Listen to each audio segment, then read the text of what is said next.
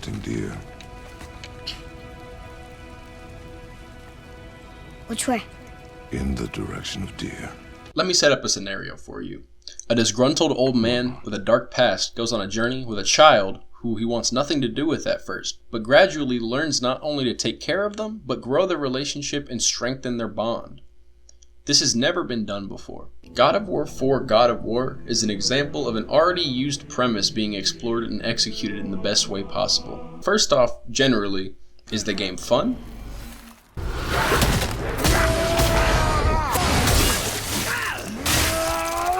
Yes, but is the game funny? What happened to him?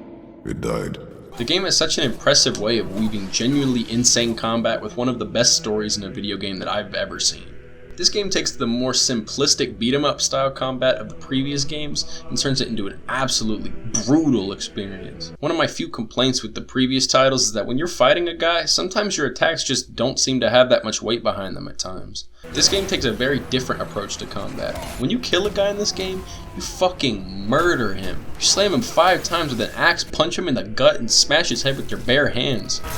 This game introduces these runic gems to put in your weapons that do insane shit like shooting an ice laser beam or flipping your axe and slamming it into the ground, making a big force field. My personal favorite is the chopping / decapitation move. The game gives you so many opportunities for variety in your combat and allows you to pull off some horrific shit. Playing as a literal god allows you to have fights of insane scale. It also allows for Kratos to get smacked the fuck up.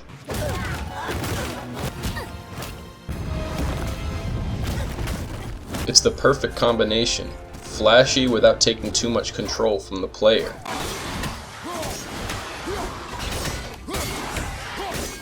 This move also works. If I had one complaint about this entire game, it would be the lack of variety in bosses. Don't get me wrong, these bosses are fun, but when you've killed like 7 of them, it kind of loses that cool factor each time you kill one.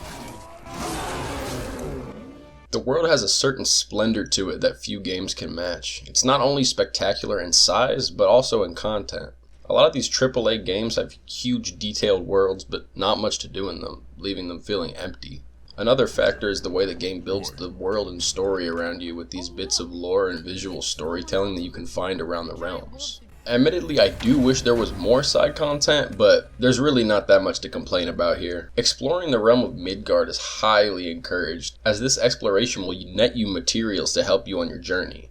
And that brings me to difficulty. If I had to choose a difficulty for someone who has played games like this before, I'd choose the hardest one, 100%. If I can give some advice, I'd say that the side content and quests are almost required when choosing this difficulty, as you're going to need to use every tool in your arsenal to tackle some of these harder tasks.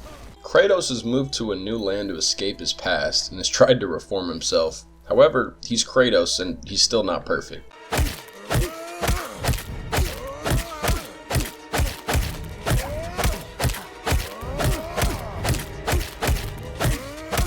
He's still a stubborn, angry bastard, but he's much more refined and tactful about where he uses his anger and the way he speaks. I'm going to cut off your head now.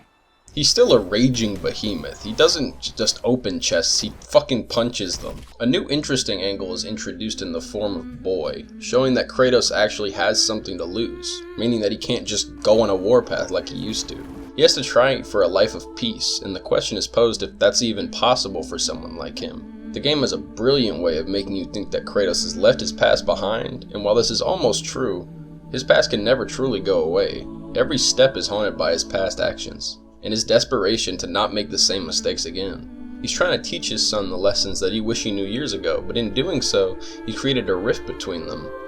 His son feels like his father resents him, and his father feels like he's failing him. This isn't to say they don't have chemistry, because they do. Say it. I told you so. I told you so. You are naive, foolish boy. This is true as well. Hell, this game has more emotional moments and excellent writing in the first 10 minutes than most games have throughout. This game is the best kind of game. End of story.